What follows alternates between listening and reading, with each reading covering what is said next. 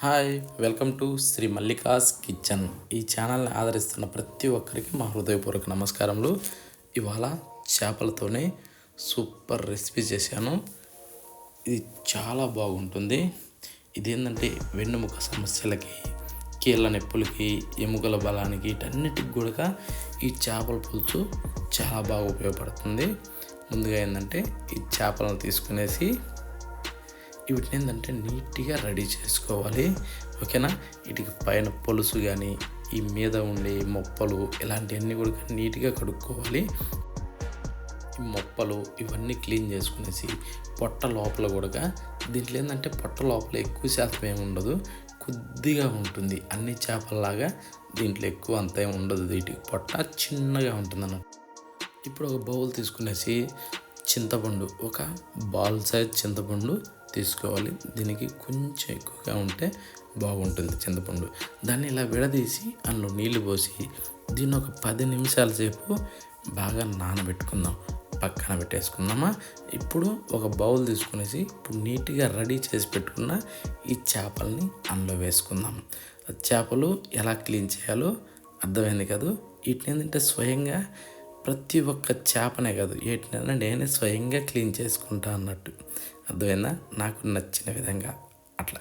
దీంట్లో కొద్దిగా పసుపు యాడ్ చేసుకునేసి దాంట్లో 1 స్పూను కారం, 1 స్పూను ఉప్పు, 1 చెంచా నూనె, ఇవి అన్నీ వేసాక బాగా కలుపుకోవాలి. నూనె ఏంటంటే కొద్దిగా ఎందుకు అవసరం అంటే తెలిసే కదా. ఈ మనం వేసిన కారం, ఉప్పు, పసుపు ఇవన్నీ కూడా చేపలకి అతుక్కునేలాగా నూనె సహాయపడుతుంది అన్నట్టు. ఈ పొట్ట లోపల, ఈ మొప్పల లోపల మొత్తం కూడా ఈ మసాలాని పుయ్యాలి. అంటే నూనె, పసుపు, కారం బాగా అప్లై చేయాలి. వీటిని ఒక అరగంట సేపు పక్కన పెట్టి ఊరబెట్టుకుందాం. ఇప్పుడు ఇందాక నానబెట్టుకున్న చింతపండుని రెడీ చేసుకుందాం. దీన్ని బాగా పిసికి, మెత్తగా గుజ్జులాగా పిసికి ఇందులో రసం వచ్చే విధంగా చూసుకోవాలి. పూర్తిగా మెత్తగా పిసుక్కోవాలి. పిసుక్కున్న తర్వాత ఒక జాలి సహాయంతో ఒక బౌల్లోకి ఈ చింతపండు రసాన్ని పోసుకుందాం. నేను జాలి ఎందుకు యూజ్ చేస్తానో అందరికీ తెలిసే కదా. తొలకలు, పీసులు రాకుండా ఉంటాయని. ఓకేనా. ఇందులో టమోటాలని చిన్నగా కట్ చేసి అందులో వేసుకుందాం. ఈ వేసిన టమోటా ముక్కల్ని బాగా మెత్తగా పిసకాలి. ఎంత బాగా పిసగలిగితే అంత మెత్తగా పిసికి ఈ రసం మొత్తాన్ని అందులో కలిసే విధంగా మెత్తగా పిసుక్కోవాలి. పిసికిన తర్వాత ఈ మీదకించి ఈ తోలు మొత్తం కూడా మనం తీసి బయట పారేయాలి. ఏంటంటే ఈ మీద ఉండే ఎర్రాటి తోలు ఇదంతా దీంట్లో అవసరం లేదు, అందుకోసం అన్నట్టు. ఓకేనా. ఇప్పుడు ఈ తోలు మొత్తాన్ని చేతి సహాయంతో తీసేయచ్చు, జాలి పెట్టే అవసరం లేదు. ఏంటంటే ఆ తొలకలు పెద్దగా ఉంటాయి కదా, ఉట్టినే చేతికి వస్తాయి అన్నట్టు. అట్లా ఈ విధంగా. ఓకేనా. ఆ టైప్లో ఉన్న వరకు మొత్తం ఒకటి అలా తప్పించుకుంటే ఇబ్బంది ఏం లేదు. మీద మన చేతికి వచ్చిన వరకు మొత్తం తీసి పక్కన వేసేద్దాం. వేసేసి ఇప్పుడు స్పైసీకి తగ్గట్టు నేను ఒక 3 చెంచాలు కారం తీసుకున్నా, 1 చెంచా ధనియాల powder, 1 spoon garam masala, 1 spoon salt, ఇవన్నీ వేసాక పచ్చిమిరపకాయలని ఒక 3 తీసుకునేసి మధ్యలోకి ఇరిసి అందులో వేసుకునేసి ఇప్పుడు కరివేపాకు కూడా కొంచెం మంచి స్మెల్ వచ్చే తీసి అందులో వేసుకోవాలి. వేసుకున్నాక వీటిని కాస్త అలా కలిపి ఒక 10 నిమిషాల సేపు వీటిని కూడా బాగా నాననివ్వాలి.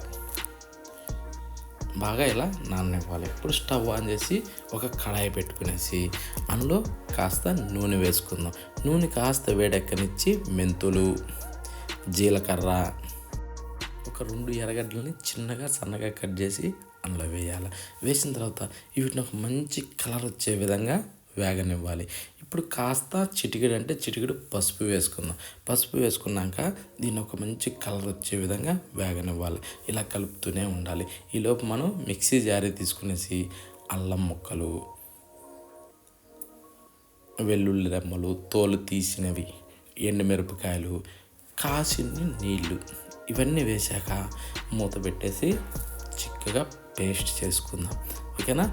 ఈ టైప్లో పేస్ట్ వస్తే సరిపోతుంది. ఇప్పుడు దీన్ని పక్కన పెట్టుకుందాం.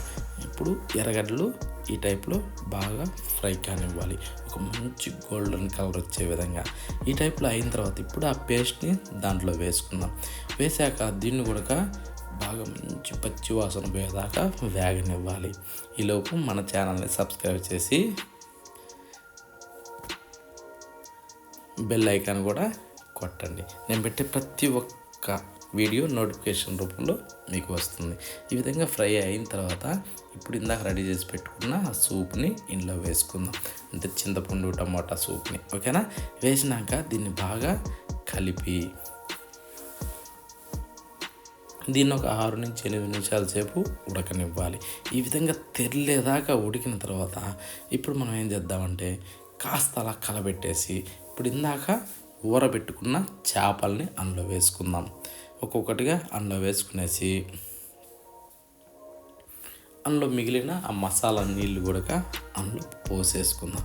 పోసాక వీటిని కాస్త అలా తిప్పుకునేసి మూత పెట్టి ఈ విధంగా ఉడికిన తర్వాత ఇప్పుడు మనం దీన్ని ఇలా తిప్పుకోవాలి తప్ప గెంటి పెట్టి కలపెట్టకూడదు. ఇప్పుడు రుచి చూసుకునేసి రుచికి తగ్గట్టు సాల్ట్ వేసుకుందాం. వేసాక కాస్త కొత్తిమీరను కూడా మీదకించి చల్లుకునేసి దీన్ని ఇలా తిప్పుకోవాలి. అంతే, గెంటి పెట్టి మాత్రం కలపెట్టకూడదు. ఇప్పుడు చేప ముక్క ఎలా ఉడికింది, పులుసు ఎలా చిక్కబడింది అన్నది చెక్ చేసుకుందాం. చూశారు కదా, చేప మాత్రం నీట్గా ఉడికిపోయింది, పులుసు కూడా నెంబర్ 1గా ఉంది. ఈ టైప్లో కానీ మనం చేసుకోగలిగితే కూర మాత్రం ఏమన్నా ఉంటుంది ప్రతి దాంట్లో కూడా, ఓకేనా. సూపర్గా తినచ్చు, ఎవరు కూడా మిస్ కాకండి. ఇది చాలా మంచిది అన్నట్టు. ఆఖరి వరకు చూసినందుకు ధన్యవాదాలు.